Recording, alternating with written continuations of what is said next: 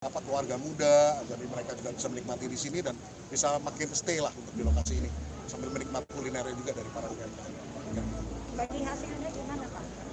Bagi hasil UKM dengan berapa persen? Mungkin ada makanan favorit dari Arafi sendiri nggak sih, A? Arafi ada makanan favorit sini nggak mungkin yang bisa direkomendasikan? Banyak, semuanya sih favorit karena ini kuliner dari seluruh Nusantara Indonesia, jadi semuanya pasti favorit.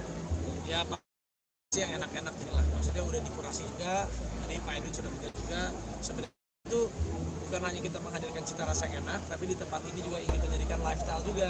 Jadi datang ke sini tuh mereka bukan hanya makan, tapi bisa menikmati suasana, ambience, bisa menjadikan tenan-tenan yang ada di sini juga menjadi naik kelas, bergengsi, dan mereka happy, dan mereka juga naik. Tenan yang udah dicoba sama apa aja tak? Semuanya udah dicoba sampai kita begini. Ya, 400 UMKM ya kita kurasi. milih di sini kenapa? Ini karena Sinarmas ini kan salah satu memang tujuannya tanah-tanahnya itu dimanfaatkan untuk hal yang lebih baik, apalagi untuk Indonesia dan Nusantara.